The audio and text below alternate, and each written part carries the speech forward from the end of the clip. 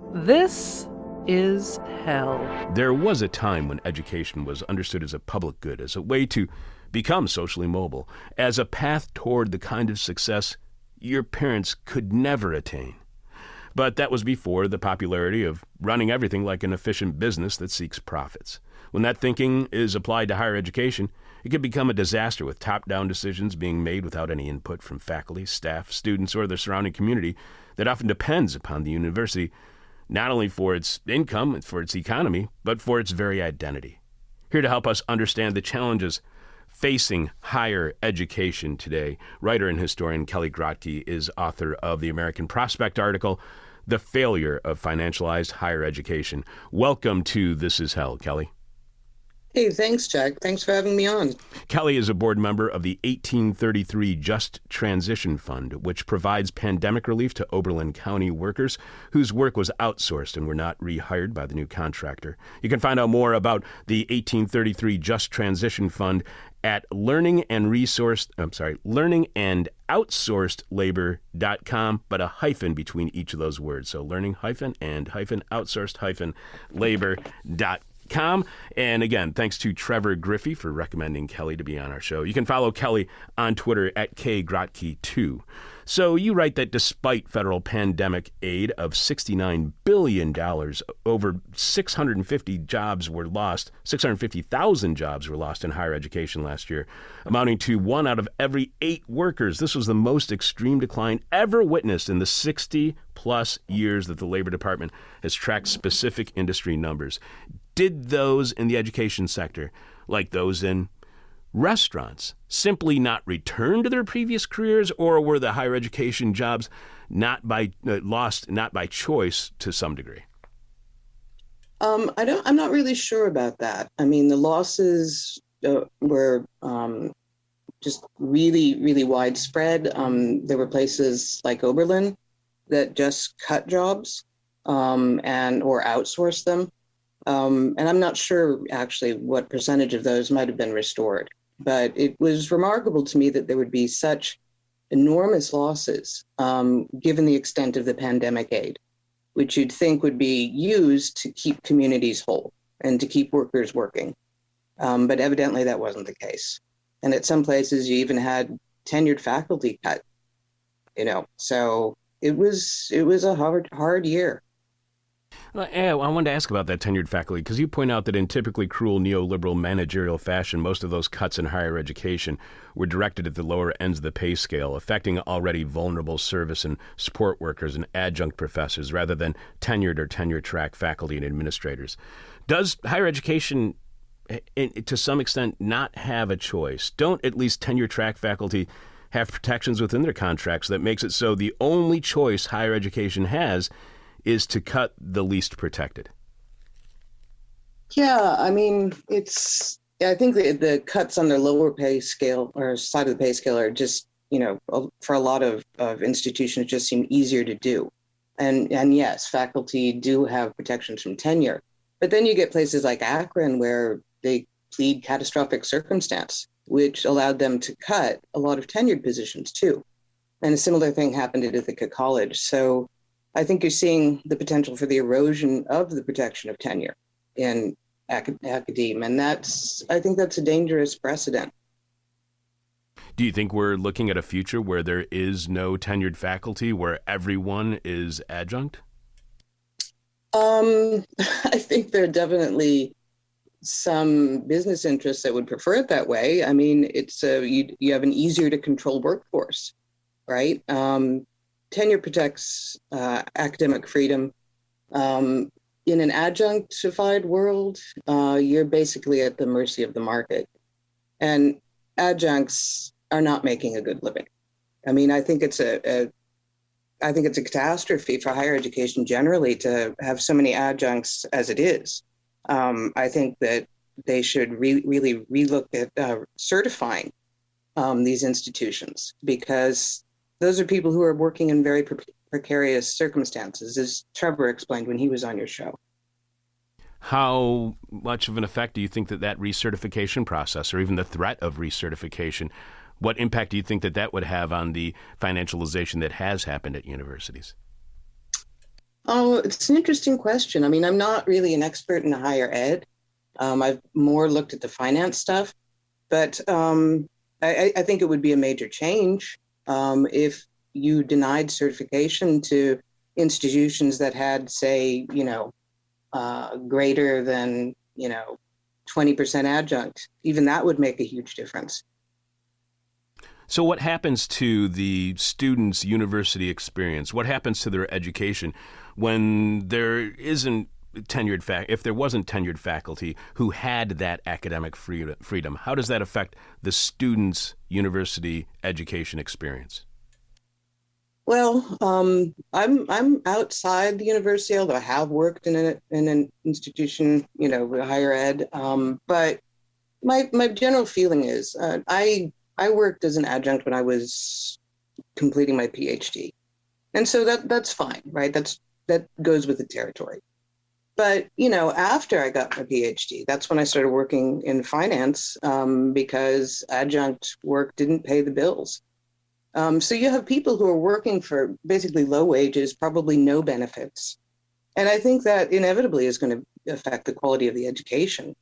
You have people, I know some of them that are working at like 4 institutions in Chicago and going all across the town just to teach at different institutions. And maybe they make an okay living, but it's a really precarious one. And I don't see how people in that situation who are worried about, who get married just to have health care or whatever, how that's a really stable basis for education in the country. That's just precarity. And it's not a future that I would actually, I these days, the job outlook in higher ed is so bad, and your chances of getting a good tenured position are so minimal that it's kind of, calling into question the whole process of higher education. Like, why would you do this to yourself? There has to be a major change. The whole system is kind of precarious, except for at the elite institutions, of course. I think those will probably weather whatever storms come along. But broadly speaking, I'd say higher ed's in a crisis. And not to go all geopolitical and stuff, but, if you don't have a highly educated population, how are you going to compete globally? I mean, education should be a public good, widely available to everybody, but the current system doesn't sustain that. You write one of the worst examples of COVID-era managerial fiat comes from McGill University in Canada, which is mandating in-person teaching. Its provost threatened retaliatory measures against faculty who refuse to teach in person, stating that even concern about putting relatives and spouses at risk of exposure was, quote, not a valid reason for granting permission to teach remotely. In classic agency theory fashion, faculty were also preemptively suspected of falsifying information and malingering. This is in Canada, not the United States. If Canada is also experiencing the same challenges when it comes to educational institutions being run like a business, is this not only a U.S. or even a Canada problem, but is this becoming a global problem wherever education is being run like a business?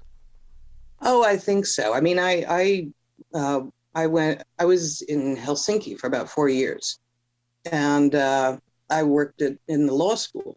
I was a postdoc there. And I happened to be there at the time when the law school was instituting its various metrics. And this is something that accompanies the treating of education as a business rather than as, a public good. Faculty were subject to all sorts of monitoring. At one point, they even suggested that we clock in and out, which, if you know academics, is kind of a silly thing. I mean, it's like not a 9-to-5 job. But yeah, it was incredible. And they were really concerned about rankings. And, Helsinki, or Finland generally, and rightly so, has a good reputation for education. I mean, it's widely available. It's very inexpensive. It's very high quality. It's something that, Finnish consultants travel all over the world to share the news on. But at the same time, my experience working there, the university is concerned about international rankings. There's lots of pressure to meet certain metrics, which then are translated into sort of qualitative things. If your metrics are right, you're a better place.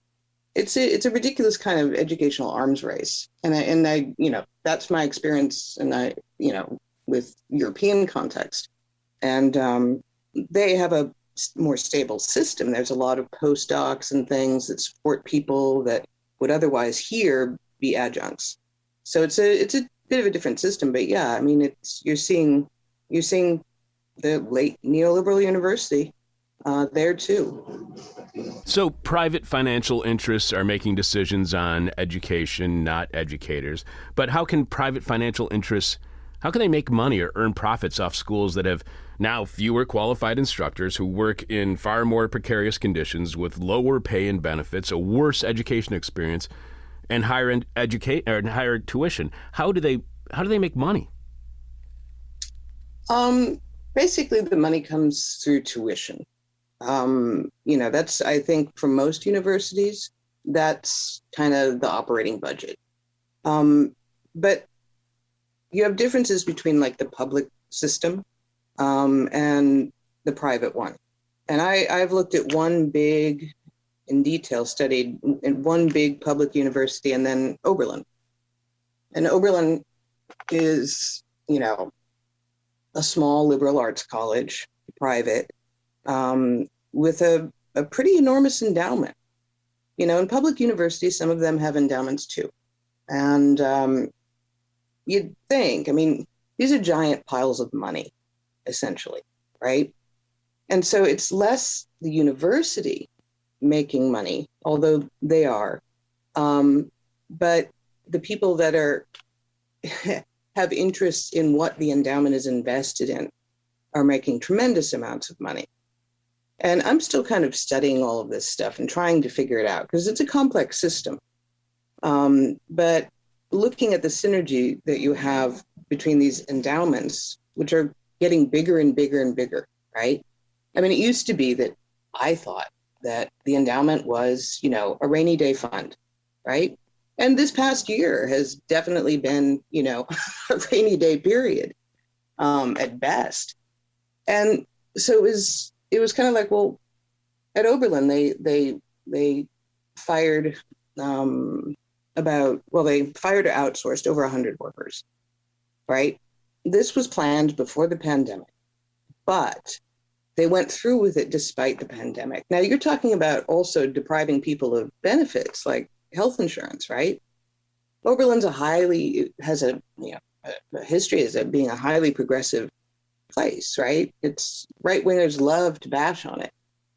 So how was it that a place like this, that had a strong commitment to labor rights, all the fellow people on the 1833 Just Transition Fund, they all come out of labor.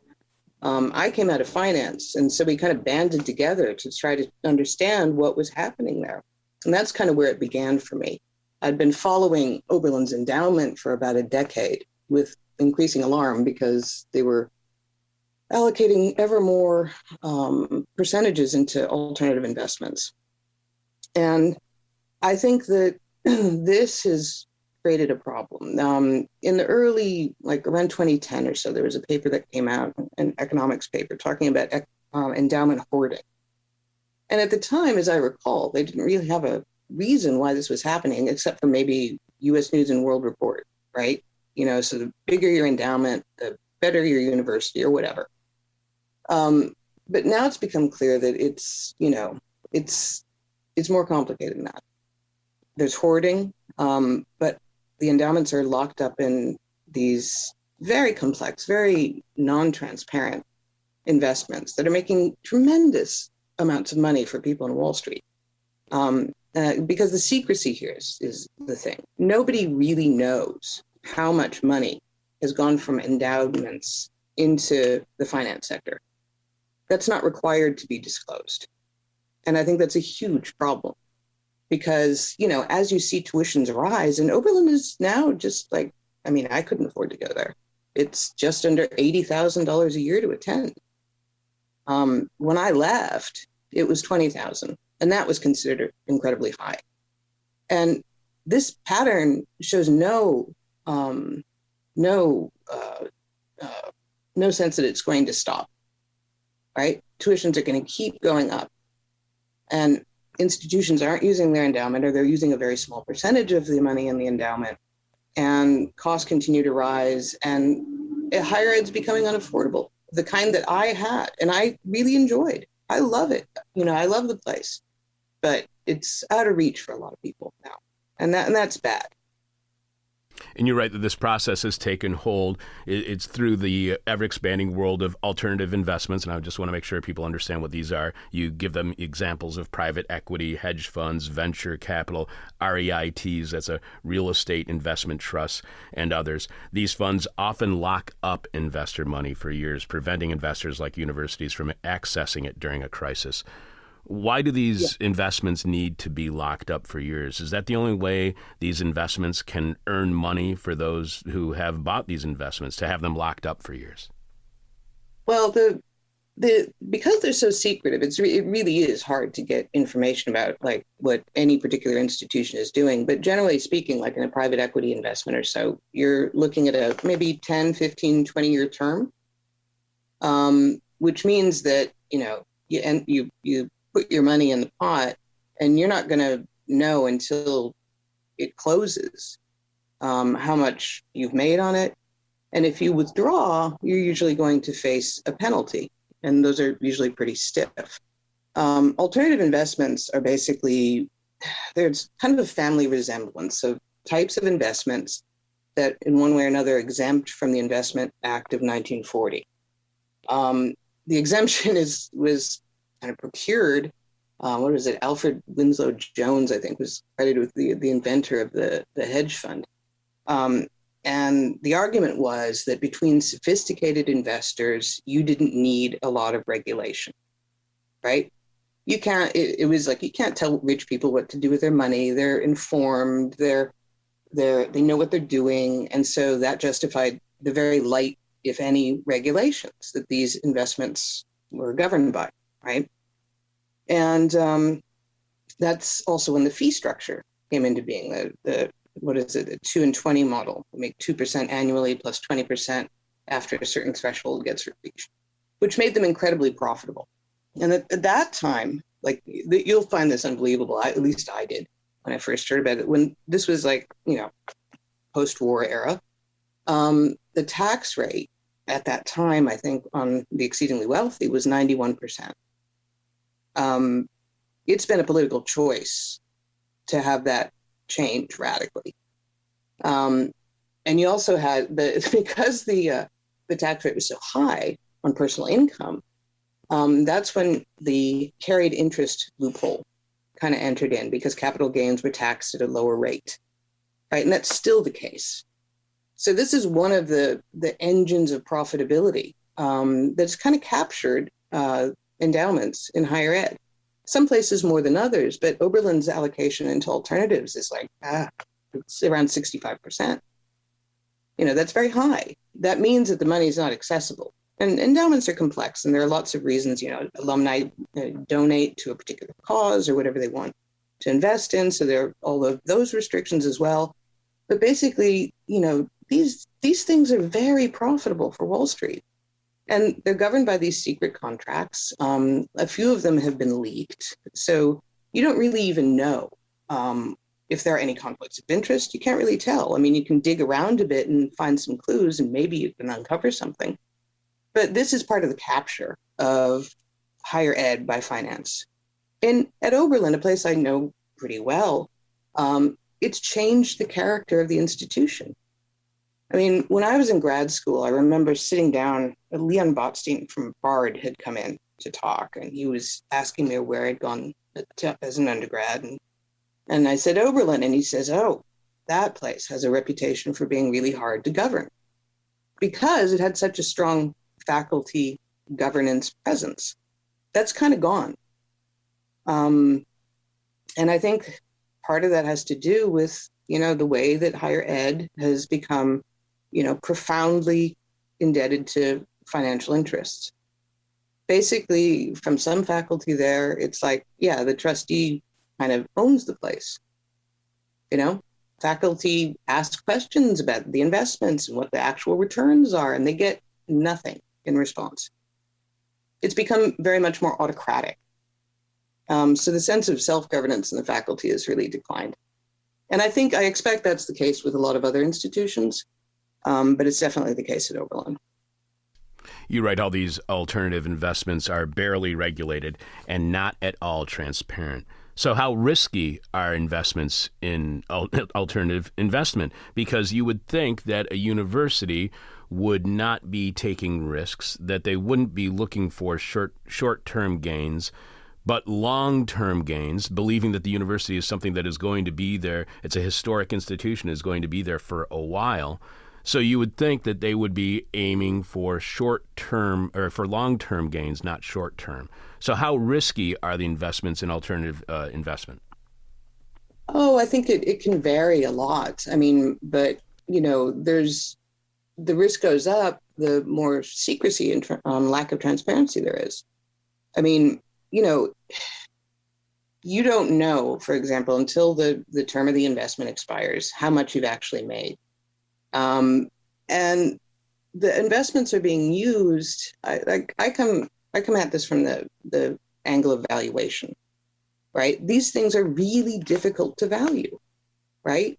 You have because the way the accounting works is that there's the fair value regimen is what governs how things are valued. And the most transparent level of information is what you get from the market, right? So a direct transaction in the same exact item. So if you're selling a stock and you have a price that day, then you know what its value is. There are other levels. Level 2 is you have, something's trading that's kind of close to this, and I can make an argument that why that would affect the value of what I own, which isn't trading right now. But when you get to these alternatives, there's no market activity, right? So the only way you can value them, to be honest, is, mathematically, because, and that's a complex process. So, and you do it by means of probability, which means that you're dealing with inputs. And if your inputs are wrong, your valuation is going to be wrong. And it's also very hard to check what, say, management, in this case would be the trustees, what their figures are, because these are so difficult to value, So there is a lot of risk. But I think more salient for what's happening in higher ed is that, the endowments, they're chasing yields, right? And these alternatives are supposed to make a lot of money. That's their appeal. It's the Yale model, David Swenson, that's where this came from. Now it's become a fashion, so everybody's doing it. And if everybody's doing it, you can pretty much guarantee that people who don't have institutions that don't have the pull of Yale, which can impose different, criteria because it is so wealthy, the institutions like Oberlin aren't going to have access to the same kind of vehicles, the same kind of profits. But endowments are now doing the yield chasing partly because of the other side of the equation, which is also part of the financial capture of higher ed, which is debt in the form of bonds. So it's like the finance world gets you going and coming, So if you have debt, it's kind of like being an individual with a credit score, right? The more you borrow and the more debt and the more you get embroiled in those relations, the better your credit score is, at least if you're able to pay on a regular basis. And in institutions of higher ed, there was the thing I talk about in the piece, which was particularly disturbing. And I don't think that the whole sense of the social costs of what happened after the financial crash of 2008 have really come home. I mean, in Chicago, speaking of Chicago got caught up in these interest rate swaps. This was disastrous for the Chicago Public School District and really costly. And a similar kind of thing happened in higher ed. A lot of institutions got caught up in these interest rate swaps, which when the financial crash happened and interest rates went down to kind of close to zero, and the cost of borrowing generally would have gone down, they got locked into, again, longer term contracts that, forced them to pay much more than they could have got otherwise. So they were locked into paying higher interest rates on their debt. And a lot of institutions basically got caught up in this, paying, hundreds of millions altogether, if not more. I presume it was a lot more, to the banks that had engineered these deals. This caused a lot of places to just hemorrhage cash. It wasn't just higher ed. It was municipalities all across the country. It was disastrous. And so you're looking at a situation which, like, socially, and again, it's a much bigger deal than even at higher ed, although higher ed was also really damaged by this. You see a lot of what taxpayer money is going to, say, if a municipality that got affected by the swaps, is that's going to debt service. And so the whole system is just, shot through with financial interests. And I think they are having increasing control over the conditions under which we live, the type of education we can get, the extent of our social services, the quality of the K through 12 education.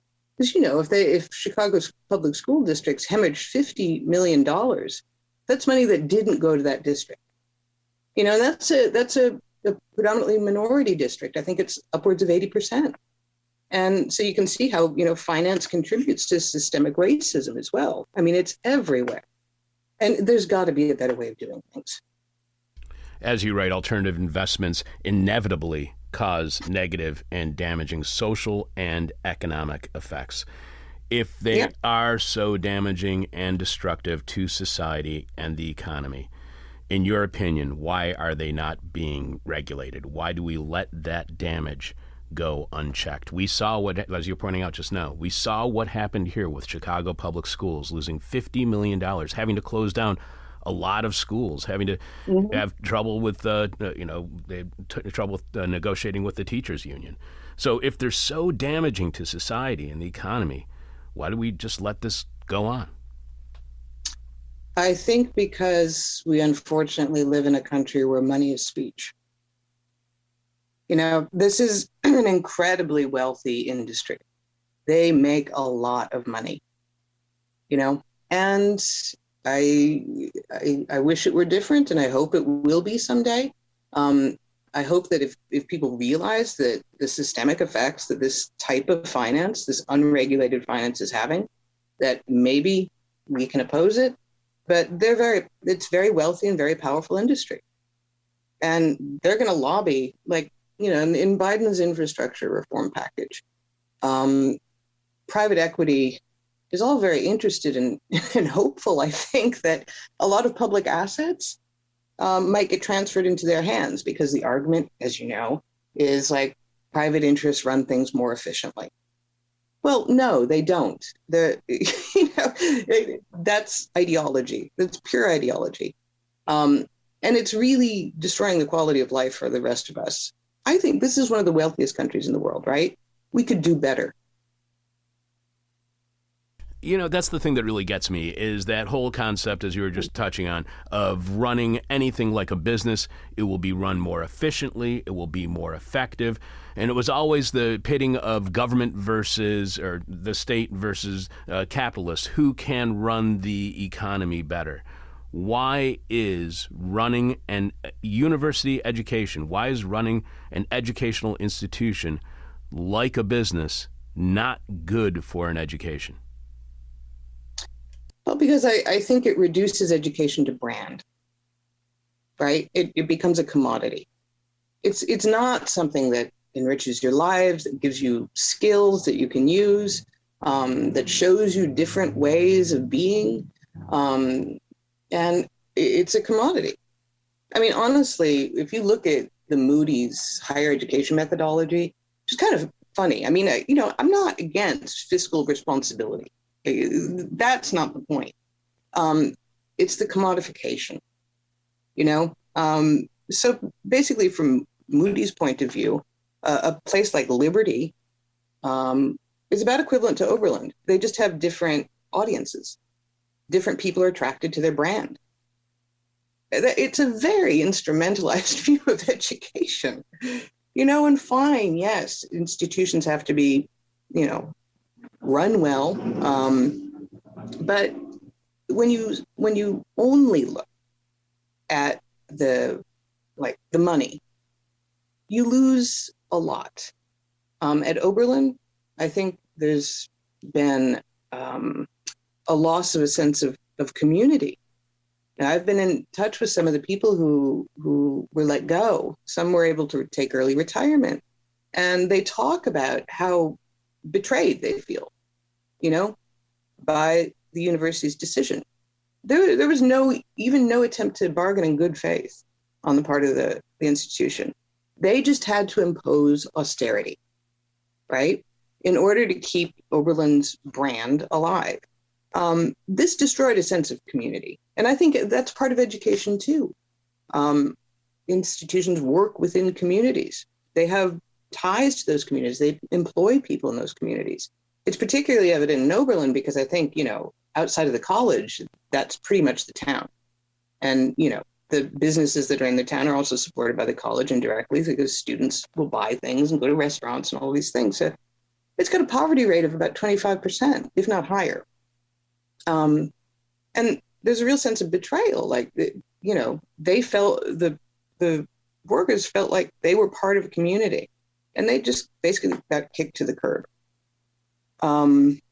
And this is a consequence of the need to impose austerity measures in order to satisfy external financial interests, right? You had to get your debt and your tuition revenue and all of these things have to be coordinated in way X, which is a very abstract criteria, totally, you know, ignoring the particular aspects of communities, the particular ways these communities have developed over time. And again, I mean, Oberlin is a place with a pretty progressive tradition, and labor rights are part of that. And, you know, for me, it was just stunning to see they were going to save $2.5 million a year, right? They said, by firing these workers and outsourcing them, right? They regularly pay over $3 million minimum to investment managers. And you know, like, something doesn't compute here, right? And when Canavan, who's the head of the trustees at Oberlin, said you have to pay for talent, he said this to a group of faculty over a Zoom meeting.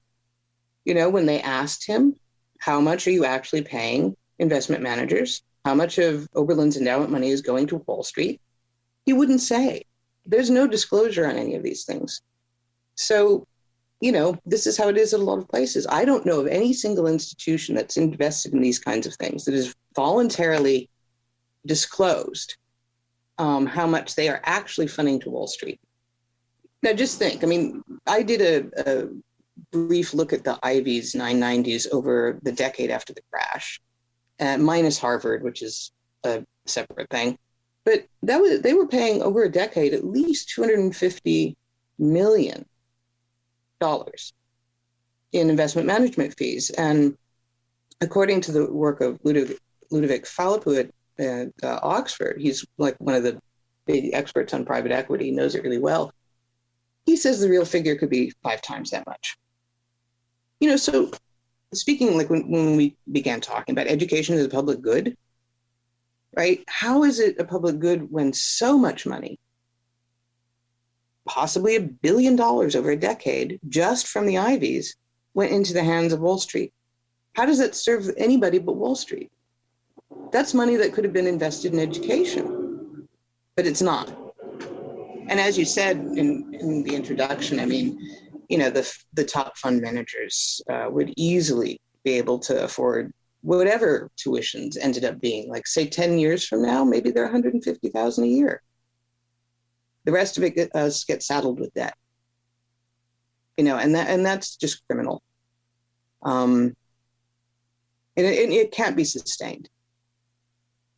And It'll only be sustained for the wealthy. And I personally, fine that they're wealthy people and they do whatever they do, but we need to broaden education, make it available to everybody. And you can't do that in a system that's like sending bucket loads of cash to Wall Street all the time. It's like it's been captured. It's destroying education from within. the people who have made these investments aren't even being held accountable. You point towards Larry Summers costing Harvard $1 billion. $1 billion, and they knew this in a 2009 report. 2020? We have Joe Biden bringing in Larry Summers as an economic advisor in his campaign. He didn't get rid of Larry Summers until there was a lot of pressure by self-identifying progressive groups who said that you need to get Larry Summers out of your campaign. So why are these people not held accountable? Why isn't Larry Summers' career ruined by the fact that he cost Harvard $1 billion? Oh, I mean, it's a great question. And, I think I can only guess. I mean, there's the whole thing about failing upward. But I do think that we're looking at an oligarchy, right? I mean, there's so little accountability in finance, and that's because, in part, there's so little transparency. I mean, I think that any nonprofit institution like Oberlin and public universities too that have endowments should be forced to declare how much they are actually paying in fees, because that's a politically charged thing, right? And I think there are also problems about conflicts of interest. I mean, that was quite clear in the Summers case. But this is part of the illusion that the world of finance is kind of like a fact of nature, right? I think that's maybe where a bit of the lack of accountability comes in too, because, it's just the market and it goes up and down and, ooh, isn't that interesting? So there's no personal responsibility because this is like a systemic thing. And I also think that there is the oligarchic aspect. And so you can't, it's very hard to ferret out the conflicts of interest and who's enriching whom. But it's clearly happening.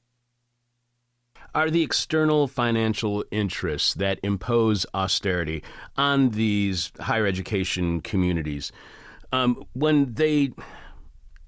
Let me rephrase this. So what happens when you have that disconnect from the interests of from the external financial interests and the interests of the community? What happens when the austerity measures that are imposed by external financial interests are not good for the community's financial interests? Well, again, talking about the case I know best at this point, it's the answer from the administration seems to be yes. So what? I mean, the Oberlin administration was apparently so concerned about its bond rating, and there are reasons for that, sure, but it's not answerable to the community. I mean, and I think you're seeing this in a lot of places. The administrations and the boards of trustees are dominated by people that are in finance or finance adjacent careers, law. When I was at Cornell a few years back, I think there was only one person on the board of trustees, a faculty member, who was in the humanities. So there's a kind of shared culture in which, and it's a very elite one. And you see it at Oberlin, where the trustees and the administration don't even feel that they're answerable to the faculty. Now, I've talked with faculty there, and when the piece on the interest rate swaps came out, one of them said to me, like, "What? We were involved in this?" And if you don't have transparency, you don't have good governance. There's no basis for trust. And, and people cycle in out of higher admin these days. They don't necessarily have a loyalty to the community in which the institution is based. They're going to go off to another university and make a higher salary or whatever. So it's not the people who are running the place and who have control of the purse strings and are making all the investment decisions don't necessarily have any deep roots in the community. You also point out, you were just mentioning the humanities. You write that at a time when the humanities in particular have come under increasing pressure to prove their value, when hiring and salary freezes are being widely instituted, and some colleges and universities, including Oberlin, are even halting employee pension contributions, the lack of basic transparency about the financial condition of endowments, along with an increasingly top-down corporate attitude that's become characteristic of the commodification of education itself, just doesn't cut it. So what does the current crisis of financialization in higher education reveal to you about the value of the humanities? That's a good question. I think it's something I've probably struggled with. I mean, I've been in and out of higher ed myself. I've worked in finance to pay the bills. And I'm trying to finish a book on natural law and logic, of all things. I can tell you how it feels. It feels like something that I find actually kind of beautiful. The process of learning, of sitting down with a bunch of books and trying to figure something out. This is not necessarily an activity that is immediately translatable into a financial value. I could spend 8 hours reading and come up with nothing. I could spend 2 hours reading, maybe come up with an idea. But this sense of value, right? This is something I think we all experience in our daily lives, right? The things that are meaningful to us.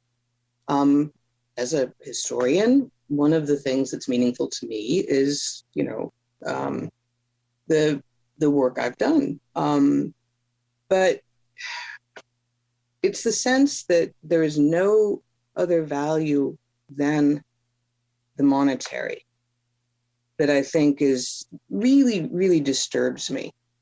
Just this morning, I was reading the paper, and there was a story about, I think it was in The Guardian, about a woman who worked at a university, maybe in Kansas or a public university, gets paid like $10 something an hour by the university, which, as we know, is not a living wage. Just went through cancer, is trying to keep her job, can't get by, has no money left over for anything, and that's an extreme version of what we're seeing with the erosion of all values but the monetary. She doesn't have time for anything. It's all just, her life is reduced to earning money in a system that won't support her. And that's just brutal. Again, in a wealthy country like ours, we shouldn't treat people so poorly. Mike Congsall of the Roosevelt Institute talks about freedom from the market. And he's got a recent book about this. And I think it's a really interesting thing, because he's talking about this too, that we do in this country have a history of protecting certain things from market forces, right? So it's not reduced to this sort of bare life, right? And I think the erosion of all sense of value, the reduction of everything to monetary value, like Moody's, right? You look at their way of looking at higher ed, and it's all about the money. There's no other sense of value. Everything that I would value about the experience I had at Oberlin or at other places I've been is reduced to like a 10% weighted thing on brand and brand strategy. It's just sad. And I think a lot of us are feeling that the pandemic conditions have probably, made it a lot harder for a lot of people to think about what they value outside of the need to just stay afloat. And you get the student debt crisis thrown in there too. We don't need to do this to people. We don't need to burden people for the rest of their lives with outrageous amounts of debt just because they wanted an education.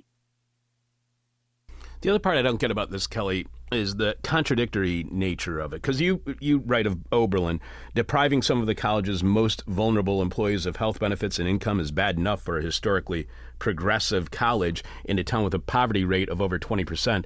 But it represents a particular kind of cruelty in the midst of a deadly pandemic. Now, you were mentioning earlier private interest prioritizing of brand strength.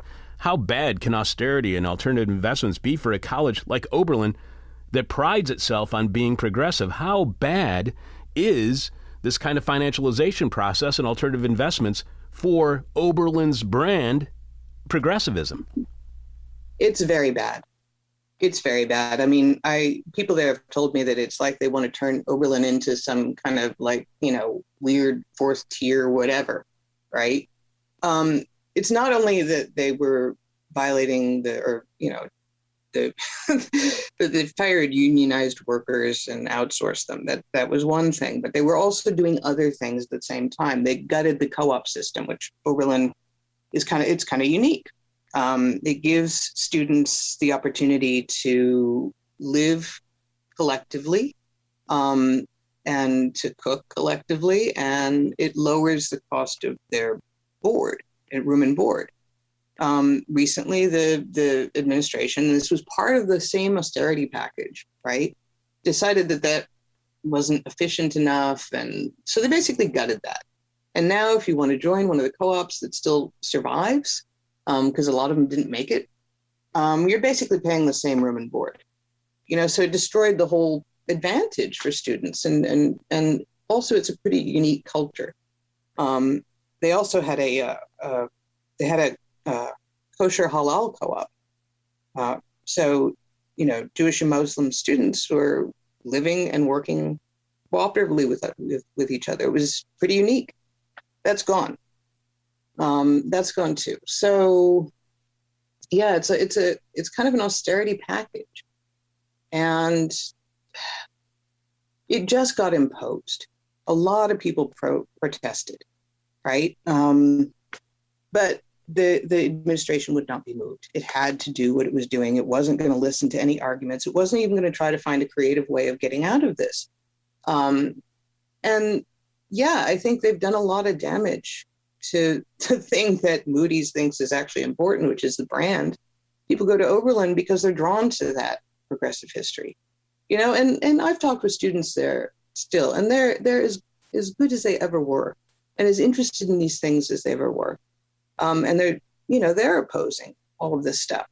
But in a context, I mean, if it keeps going like this, if they keep this commodified view of education, if they're not, the institution is itself not living up to some measure of those ideals, then yeah, it's bad news.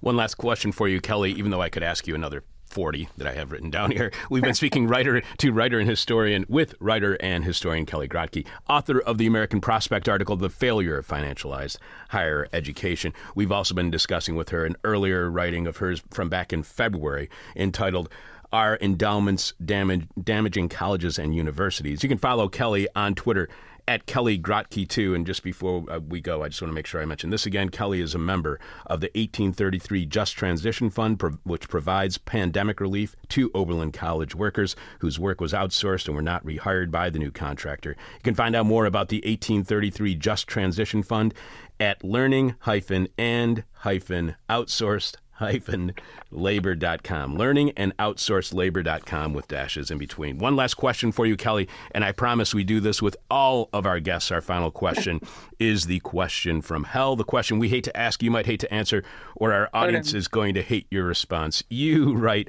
at one point, you describe our current times as, quote, a heavily financialized economy that has transformed our society from a democracy into an entrenched oligarchy. To end that oligarchy, must we end financialization, and can education or anything be definancialized? Oh, it's like the $6 million question, huh? Yes, I think it can be definancialized. It's going to take a lot of work because it's a complex system, and it's going to have to involve a lot of moving parts. But I do think that if people understand the extent to which the quality of their lives, the prospects for their future are tied up with this financialization that only is interested in profit and subordinates all other values, it's going to be hard. But I would like to think that it can work with some organization and some political luck. I don't know if that is a question from hell. Well, that was your answer was oddly tinged with optimism. I think I heard some in there somewhere. It's desperate sometimes, but yeah. It's that desperate little voice inside of all of us. Kelly, thank you. Thank you so much for being on our show today. This is absolutely fascinating writing. And when you know when your book is going to be published, please contact us because we'd love to have you back on the show. Yeah, it's been great. And you asked me a lot of really good questions. So I really appreciate that. It's been a real pleasure. Thanks so much. All right. Take care, Kelly. You too. Bye. You've been listening to a This Is Hell interview. For more interview hell and to support the show, visit thisishell.com.